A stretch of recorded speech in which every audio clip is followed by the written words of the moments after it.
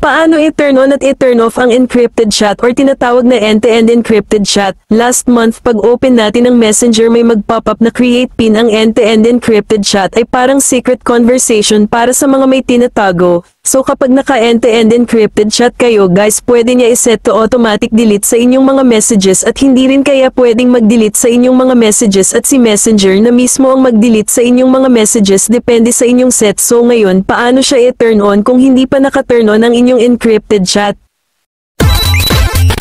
Kung bago ka pa lang sa aking channel, please subscribe. Buksan ang Messenger application at mag-login.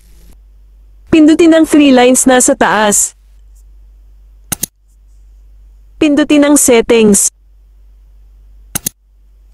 Scroll down at hanapin ang privacy and safety at pindutin ito. Dito guys makikita mo ang end-to-end encrypted chats at pindutin mo ito.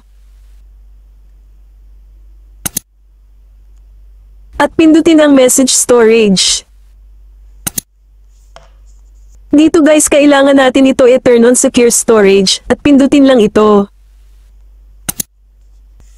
At dito kailangan natin mag-create ng 6-digit PIN. Pindutin ang continue. Tapos mag-enter lang tayo ng 6-digit PIN. Kailangan tandaan natin ang PIN at i-confirm your PIN.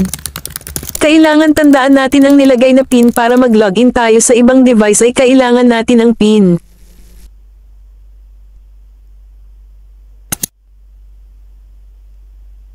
Dito guys naka end-to-end encrypted na ito lahat ang mga message dito so automatic na ito madidelete depende sa ating setup.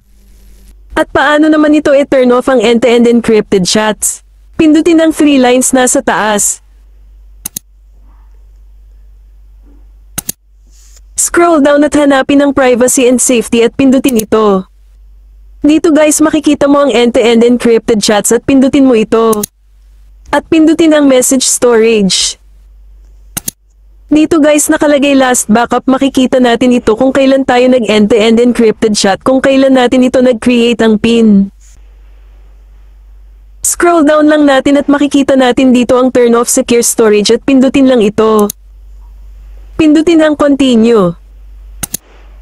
Automatic na guys mawala po ang na-create natin na PIN at mawala na din ang end-to-end encrypted chat. Kung gusto nyo ma-delete ang mga message doon sa encrypted chat, pindutin nyo itong delete secure storage so hindi maapektuhan ang inyong mga old messages na hindi naka-end-to-end encrypted chat at pindutin mo ang continue.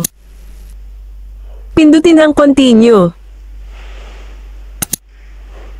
Dito naman guys sa low storage mode kapag naka-turn on yan automatic po ma-delete ang lahat ng mga message na lampas na 90 days. Kung hindi nyo gusto ma-delete lahat mga message, kung importante ito kailangan mo ito i-turn off, pindutin lang ito. Pindutin mo ang turn off. Kung nakatulong sa iyo ang video na ito, huwag kalimutan mag-follow at i-share ang video. Maraming salamat po.